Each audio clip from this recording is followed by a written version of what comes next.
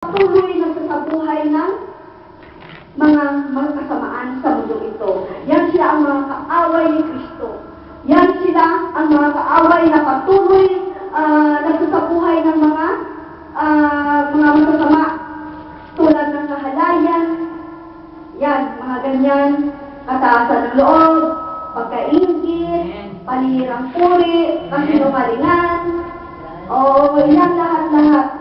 Yan ang mga kaaway ni Kristo, ng Diyos ni Kristo. Yan sila yung mga marami pa yung mga kasinungalingan, pagkabahagi, pagkakampi-kampi, pagkaingit, pagnanakaw, pagpatay, ano pa yan, marami yan ang mga pita ng laman.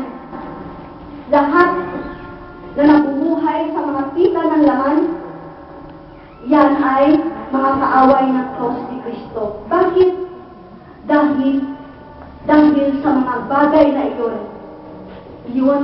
dahil sa mga bagay na iyon, dahil yan pinako si Kristo sa cross. Amen. Dahil sa mga bagay na yun na minana natin sa ating mga ninuno, sa mga bagay na yung kasamaan na yun na minana natin sa ating mga ninuno, napako si Kristo sa cross. Kaya pag hindi natin iniwan ang mga bagay na yun, tayo ay mga kaaway ng cross ni Kristo. Amen. Kaya ang sabi nga sa ating mensahe, sa verse 18, sa verse 19, papahamakan ang kahinatnan nila sapagkat ang dinidiyos nila ay ang hilig ng kanilang katawan. Ikinararangal nila ang mga bagay na dapat sana nilang ikakahiya at ang pinabuukulan lamang nila ng pansin ay ang mga bagay na panlupa. Kaya ating pananampalataya ang siyang makapagliligtas sa atin. Amen. Dahil sa krus na yun, pinalaya na tayo ni Kristo sa ating walang kabuluhan na mga ugali. Amen. Sa ating mga minanang masasamang ugali. Dahil sa krus na yan, at dahil sa krus na yan, tayo ay magkaroon ng kaligtasan, nagkaroon tayo ng pag-asang mabuhay. Ayon sa unang Peter, verse 1 to 18, alamin niyo kung ano ang tinubos sa inyo sa walang kabuluhang pamumuhay na minana ninyo sa inyong magulang. Ang itinubos sa inyo ay hindi mga bagay na nasisira, paris ng ginto o pilak, kundi ang buhay ni Kristo na hinaing sa krus. Dahil tinubos na tayo ni Kristo. Kaya kung patuloy natin isasabuhay ang mga bagay na ito, mga pita ng laman na ito, tayo ay kapahamakan ang ating kahinatnan dahil tayo ay mga kalaban ng cross ni Kristo. Amen.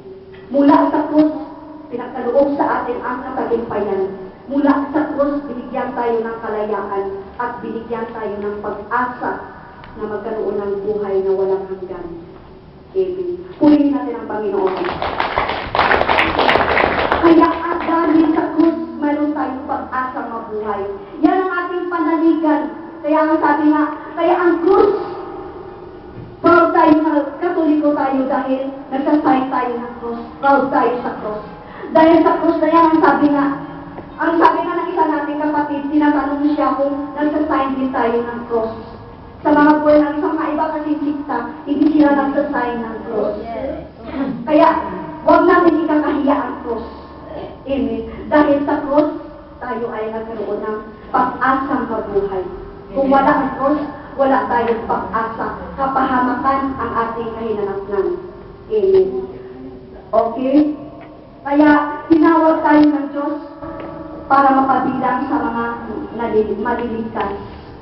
Ayon sa 2 Tesalonica 2:14-15, tinawag kayo ng Diyos sa pamagitan ng mabuting balita na pinahayag namin sa inyo upang makasama sa kaluwalhatian ng ating Panginoong Jesucristo. Kaya nga mga kapatid, kailangan kayong mga manatiling matatag sa katotohanan ng tinuro namin sa inyo, maging sa salita o sa sulat. Kailangan tayo maging matatag sa ating pananampalataya sa Panginoon. Dahil kung sino ang nagpapatuloy, siya lamang ang maliligtas. Ngayon, tayo ay tinawag na mananampalataya. Tayo ay mga Kristiyano. Ngunit ang kaganapan ng ating kaligtasan ay hindi pa natin nakakamtan ng lubos. Magaganap lamang ito, magaganap lamang ang ating kaligtasan pagdating ng takdang panahon. Pagdating ni Kristo, pagparito ni Kristo, doon malalaman natin ang kaganapan ng ating kaligtasan. Habang nandito pa tayo sa mundong ito, hindi pa ganap na tinakamtan ang kaligtasan na inalok, na binayaran, inalay ni Kristo ang kanyang katawan para sa kaligtasan na yun. Kaya kailangan natin magpakatatag. Kailangan tayo magpatuloy sa ating pananampalataya kung sino ang magpapatuloy hanggang wakas. Ang siya lamang ang maliligtas. Kaya kailangan tayo magpakatatag sa ating pananampalataya. Paano natin gawin ang pagpakatatag? Una natin gagawin, kailangan natin hawakan ang salita ng Diyos. Ito ang makapagliligtas sa atin. Ang salita ng Diyos ay buhay. Ito ang magbibigay sa atin ng buhay. Kailangan natin ito tanggapin sa ating bawat pakikinig, tanggapin natin na may kababaang loob. Buksan natin ang ating puso't isipan. Huwag tayong magmamataas sa ating pakikinig. Yung iba kasi sinasabi na, katolikong litong-litong. Kasi may sariling explanation sa Biblia. Mayroon na nga itinuro, mayroon na nga tumayo para magturo ng mga katotohanan, ipahayag sa kanila. Mayroon sariling prinsipyo at mayroon sariling explanation. Kaya ano nangyari? Katoliko, litong-lito. Hindi alam kung ano ang tamang direksyon ng kanyang buhay. Amen. Kaya mga kapatid ko, kailangan natin hawakan ang mga turo, ang itinuturo sa atin. Kailangan natin ito panghawakan ang salita. Buksan natin ang ating puso't isipan kapag tayo ay nakikinig. Kalimutan natin ang ating sarili. Sabi nga ni Santiago, tanggapin ang salita ng Diyos na may kababaang loob. Ito ang makapagliligtas sa inyo. Kapag lagi tayo nagmakataas, walang mangyayari sa atin. Hindi natin kaya tanggapin. Lalo na po ang nagsasalita ay hindi gaano natin makakaano sa atin. Hindi ka kaya-aya pakinggan, tingnan ang kanyang personalidad. Ngunit kapag may kababaang loob ka, kaya mong tanggapin ang salitang inaaral sa iyo. Ito ay salitang nagmumula sa Panginoon. Kaya buksan natin ang ating puso't isipan upang manatili ang ating katatagan, manatili ang ating pananampalataya hanggang wakas. Kailangan natin hawakan ang salita ng Diyos. Buksan natin ang ating puso't isipan sa pakikinig ng salita ng Diyos. Ayon sa Una Tesalonica 5:19-21, huwag hadlangan ang Espiritu Santo. Huwag ninyo hamakin ang anumang pahayag mula sa Diyos.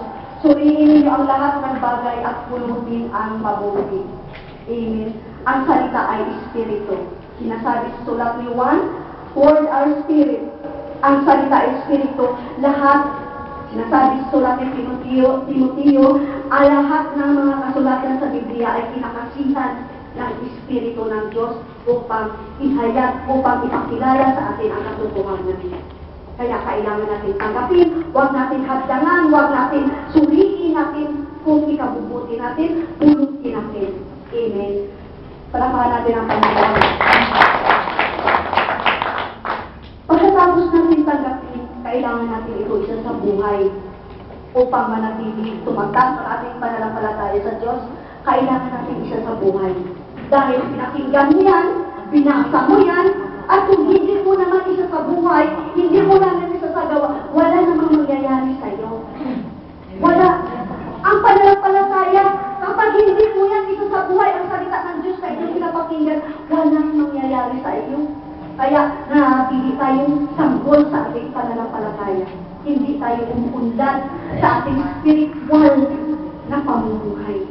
Dahil nakinig tayo ng salita, binabasa natin araw-gabi, at hindi naman natin isinasabuhay. Ang sabi nga ni Santiago, ang taong nakinig ng salita ng Diyos, katulad siya na, at hindi nasasabuhay nito, katulad siya ng isang taong humarap sa salamin. Pagkatapos niya humarap sa salamin, umalis siya at nakalimutan niya ang kanyang mukha. Ganyan ang taong nakinig ng salita ng Diyos, ngunit hindi naman niya isinasabuhay, katulad siya ng taong humarap sa salamin at bigla pag-alis niya, nakalimutan niya na kung ano ang kanyang itsura. Ngunit ang taong nagsasabuhay, nakinig at nagsasabuhay ng salita ay katulad siya ng Sinabi nga nung Sunday sa ating mensahe, katulad siya ng isang taong nagtayo ng bahay sa batuhan. Bumaha, bumagsak ang ulan, hindi nawasak, diba ang bahay. Bakit? Na matatag ang pagkatayo. Ganyan ang mga taong nakinig at nagsasabuhay ng salita ng Diyos. Pinapractice araw-araw ang salitang pinapakinggan. Amen. Purihin natin ang Panginoon. Kaya mga kapatid ko, sapagkat, okay, yun mga kapatid ko ang gawin natin. Ating basahin at ating isasabuhay. Kasi ang pangalawa natin gagawin ay pananampalataya na nakikita sa gawa. Amen. Sinasabi na ang pananampalataya ay na walang kalakip na gawa ay patay. Sinasabi ni Santiago 2:18-19, sumasampalataya ka sa iisang Diyos, di ba? Ang mga demonyo sumasampalataya rin. Pati mga demonyo, naniniwala rin sila kay Kristo. Okay. Maraming nagsasabi Kristiyano sa atin. Maraming nagsasabi mananampalataya. Ngunit hindi nakikita ang katangian ng isang tunay na Kristiyano sa kanilang mga buhay. Ganon ang sabi ni Santiago, sumasampalataya ka sa iisang Diyos, tama. Ngunit ang mga demonyo ay sumasampalataya rin. Ganyan ang mangyayari sa pananampalataya natin na walang kalakip na gawa ay patay. Hindi tayo mabubuhay sa salita lamang. Kaya ang sabi ng Santiago sa 2 Corinto 13:5, tiyakin ninyong mabuti kung kayo ay namumuhay ayon sa pananampalataya. Subukin ninyo ang inyong sarili. Hindi ba ninyo nadarama sumasa inyo si Kristo Jesus? Para malaman natin na tayo ay tunay na mananampalataya ni Kristo.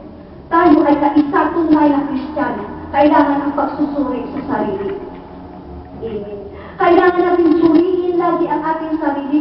Hindi ba kung tunay ba tayong mananampalataya ng Diyos? Maraming nag-claim sila ay mga Kristiyano, sila ang mga mananampalataya, sila ay kaisa ni Kristo, ngunit hindi nakikita sa kanilang mga katangian ni Kristo. Ano ang mga katangian ni Kristo ay pinakita sa atin? Bunga ng kanyang Espiritu. Ang una ay pag-ibig. Makikita natin sa Galatia 5:19 at Galatia 5:22. Subalit ang bunga ng Espiritu ay pag-ibig, kagalakan, kapayapaan, katyagaan, kabaitan, kabutihan, katapatan, kahinahunan, at pagpipigil sa sarili. Kapag wala sa atin ang mga katangian ito, hindi pa lubos ang ating pakipag-isa kay Kristo. Dahil hindi nakikita ang Espiritu ni Kristo sa atin.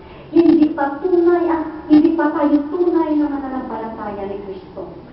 Ano ang ating gagawin? Kailangan tayo magsikap upang kamtan ang mga bagay na ito. Tulad ng sabi ng ating mensahe, hindi sa ganap na nakamtan ko na, ngunit sinisikap kong maisakatuparan ang pagkatawag ni Kristo Jesus. Laging pagsisikap, laging pagpupursigi sa sarili upang lubos nating kamtan ang lubos na pagbabago sa ating sarili. Ang pagsisikap. Mapalad ang mga naglilingling makasunod sa kalooban ng Diyos, ngunit ipagkaloob ng Diyos at ipagkaloob ng Diyos sa kanila ang kanilang mga